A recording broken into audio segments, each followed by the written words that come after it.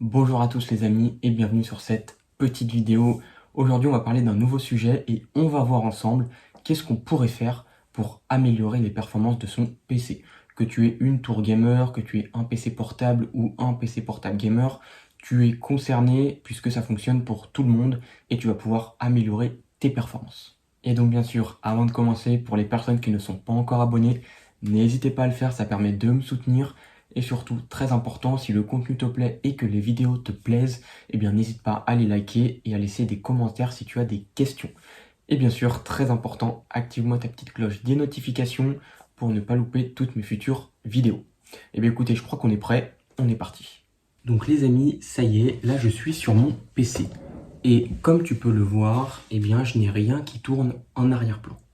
Donc là, ce qu'il va falloir faire, c'est qu'on va devoir analyser ce qui se passe sur notre PC. Pour ce faire, on a quelque chose qui est assez simple d'utilisation et qui est directement inclus sur Windows, c'est le gestionnaire des tâches. Donc tu vas sur ta barre juste en bas, là où tu vois ma souris, et tu fais clic droit et tu fais gestionnaire de tâches. C'est plutôt assez simple. Une fois que tu es sur ton gestionnaire de tâches, tu vas avoir pas mal d'informations. Donc nous, on va l'agrandir et tu vas voir que tu as plusieurs catégories. Donc sur la ligne là, tu as ton processeur, tu as ta mémoire, tes disques, ton réseau, etc. Et ce qui est intéressant de voir, c'est tout ce qu'il y a qui tourne sur ton PC en arrière-plan. Là, tu vois que déjà, j'en ai pas mal et que par exemple, quand on clique sur performance, j'ai déjà 40% de ma mémoire RAM qui est utilisée, ce qui fait 6 Go de mémoire. Je sais pas si tu te rends compte, c'est absolument énorme, alors que comme tu vois sur mon PC, j'ai rien qui tourne en arrière-plan. J'ai juste mon logiciel qui enregistre mais qui prend pas beaucoup de ressources, et j'ai juste le gestionnaire de tâches qui est ouvert. Et là, on peut voir que déjà, eh bien, c'est assez impressionnant la mémoire qui est utilisée. Donc là déjà, si tu vois ça, tu peux te dire qu'il y a un souci. 40% de mémoire utilisée sur 16, c'est absolument énorme. Et donc déjà, tu as ce petit truc-là à vérifier, à regarder ce qui se passe. Du coup, qu'est-ce qu'on va faire? On va retourner dans processus et on va regarder un petit peu ce qu'on a. Donc là, on a mon logiciel, tu vois, qui utilise 200 MO. Bon, c'est correct. Mais après, on a d'autres petits logiciels qui tournent. Il y en a beaucoup, beaucoup, beaucoup. On a eGame, par exemple, 227 encore. Qu'est-ce qu'on a encore de très, très lourd? On a quoi? On a pas mal de choses. Après, il faut chercher. 193 MO, on a Steam, là, on a tout ça de Steam qui tourne. Ça prend encore pas mal de ressources. Ok. Donc là, déjà, ce qu'on peut faire, avant même de fermer quoi que ce soit, c'est que tu vas aller sur l'onglet démarrage. Sur l'onglet démarrage, tu vas avoir tous les processus sur ton PC qui vont se mettre en route dès l'allumage de ton PC et ça sans rien faire. Et donc là, qu'est-ce qu'on a? Alors, Windows Security machin, ça on peut le laisser activer. Là, t'as Steam qui tourne en arrière-plan. Si tu ne l'utilises pas ou que tu n'en as pas besoin à l'allumage de ton PC, hop, tu fais clic droit et tu désactives, on n'en veut pas. Spotify désactivé, Skype désactivé, donc ça c'est bon. Qu'est-ce qu'on a d'autre? Microsoft OneDrive, c'est pareil. On n'en a pas besoin, on désactive, ça sert strictement à rien de le faire tourner pour rien. Epic Games, c'est pareil, ça on n'en veut pas, on désactive puisque ça prend de la ressource pour rien. Et on a iGame ici, c'est pareil, on désactive.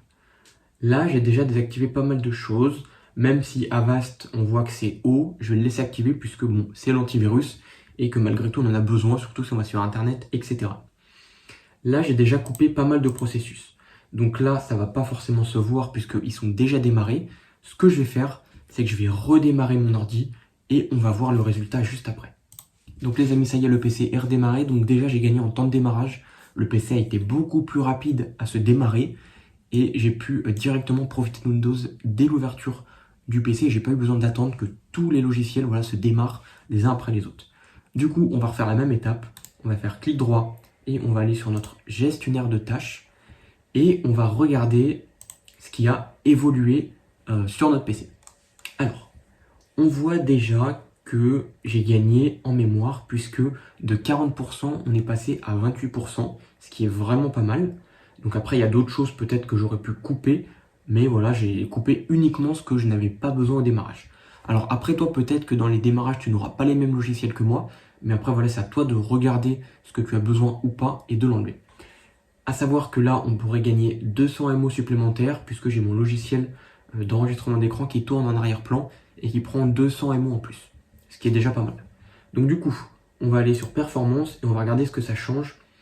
De plus de 6 Go, je suis passé à 4,6 Go et donc j'ai gagné en performance, et ce qui est absolument énorme. Donc toi aussi, je t'invite à le faire si tu as beaucoup de choses qui tournent au démarrage et donc que tu peux désactiver puisque tu n'en as pas besoin. Par exemple, j'aurais pu aussi désactiver Avast si je sais que je ne vais pas utiliser Internet. Voilà, il y a d'autres choses que j'aurais pu enlever au démarrage et les réactiver moi en manuel si jamais j'en ai besoin. Après, l'antivirus, c'est quand même déconseillé de le désactiver, il vaut mieux le laisser activer, puisque si vous oubliez de l'activer et que vous naviguez sur Internet et que vous faites avoir bêtement, il vaut toujours mieux le laisser activer. Donc vous voyez déjà que rien qu'avec cette petite manipulation, eh bien, on peut gagner en performance. Alors après, ce n'est pas tout, il y a beaucoup d'autres choses à prendre en compte. Bien sûr, il va falloir regarder aussi du côté des températures. Si votre PC perd en performance ou que en jeu, vous voyez que vous avez beaucoup moins de FPS que d'habitude, etc. et que votre PC, vous l'avez depuis déjà pas mal de temps, il faut penser à regarder la pâte thermique puisque ça s'use et ça se change au bout d'un certain moment. Donc forcément, si tu vois que tes températures sont assez hautes, fais aussi un changement de pâte thermique et ça te fera gagner aussi en performance, puisque moins ton PC va chauffer, plus tes composants vont te permettre de monter en fréquence. Donc après, pour les personnes qui veulent encore plus de performance brute, il y a forcément l'overclocking. Vous allez pouvoir overclocker votre RAM, votre carte graphique et votre processeur qui vont pouvoir vous faire gagner encore plus de performance. Déjà avec ce que je vous ai montré là sur le gestionnaire de tâches, vous allez pouvoir gagner en performance, et plus vous allez désactiver des choses au démarrage qui vous ne sont pas utiles, plus vous gagnerez en RAM, en processeur, en disque, etc. Et donc plus vos performances seront élevées. Après, bien sûr, si vous changez aussi votre pâte thermique, vous gagnerez aussi en performance, puisque comme je le disais tout à l'heure, vos composants vont pouvoir monter plus haut en fréquence et ne seront pas bridés. Donc c'est très important. Faites déjà ces deux choses-là et faites un test sur votre PC et voyez si vous avez gagné ou pas en performance. Et puis après, bien sûr, vous avez aussi l'overclocking. Donc ça, bien sûr, c'est aussi à faire attention puisque vous pouvez faire beaucoup de bêtises et aussi abîmer vos composants. Donc c'est pour ça, soyez très vigilants avec l'overclocking. Donc voilà pour cette vidéo assez courte et plutôt rapide, mais voilà, je voulais vous partager ces petites informations pour ces personnes qui ne connaissaient pas. Et donc peut-être que grâce à ça, vous allez pouvoir augmenter vos performances. En tout cas, si tu es resté jusqu'à la fin, comme d'habitude, je tiens à t'en remercier. Et du coup, si tu n'es pas encore abonné à la chaîne, n'hésite pas à le faire, ça fait toujours plaisir. Et puis bien sûr, n'hésite pas à liker la vidéo, à commenter. Et très important, active ta cloche des notifications pour rester informé de toutes les futures vidéos qui sortiront sur la chaîne. En tout cas, je te souhaite une bonne journée ou une bonne soirée. Et puis on se dit à la prochaine. Salut!